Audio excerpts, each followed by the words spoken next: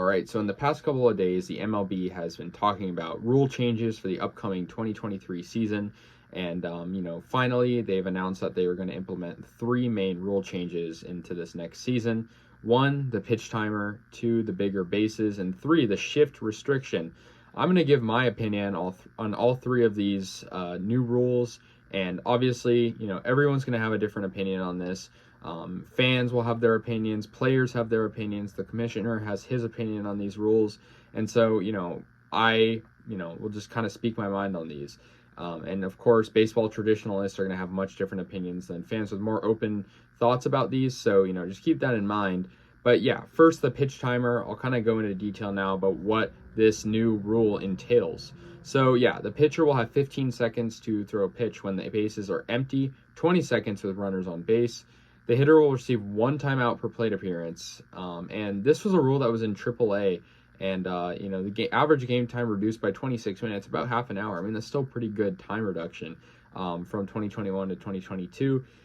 So yeah, I mean, anyways, I just think for one, you still have a lengthy amount of time to throw a pitch. 15 to 20 seconds is still pretty good. You can't do a very long wind up now, but still, I think this is a good rule change. I know this one's a controversial one for sure. I know pitchers probably aren't happy. They like to take their time.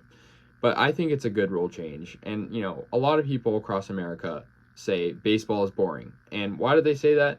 Well, the games take too long. And I don't think, I think even baseball fans, unless you're a super traditional baseball fan, I think the games are a little bit too long. Especially, when the game doesn't have much action. Baseball games can be boring. And I'm not going to deny that. Baseball is one of my favorite sports, and I don't think the sport itself is boring, but I think there's individual games, just like in other sports, there's boring games. And so with that being said, though, I think just with baseball, there's more boring games than, boring games in football. And that's because games are too long and there's not enough action sometimes. And I think, that's probably a big reason why the sport of baseball has been declining in the past couple of years. And really, it's been an ongoing existential crisis. So I think reducing the time is a way to make, fan engagement more. I like quick baseball games personally. They feel more fluid. They feel more fun. Slower games just kind of feel repetitive and get boring. And so I think a pitch timer, although, maybe it'll only reduce the game by 30 minutes. That's just a 30-minute less of wasting time. And I feel like when the pitchers do those long windups, sure, maybe it's part of their routine, but I feel like a lot of it is wasted time. Given how long MLB games are to begin with, not even including extra innings, which happens more often than we think, I think the games can get long. So I'm happy about this. Now, next we have the bigger bases. First, second, and third base increase from 15 inches to 18 inches. That's the rule. So it's about a 3-inch increase. This is to have a positive impact on player safety. I assume with slides. Yeah, I'm not opposed to it. I don't really think you probably won't even really see a difference on the field, even though it's only 3 inches. I think, it's increasing player safety. I know a lot of injuries come off of slides and awkward stepping on the bases.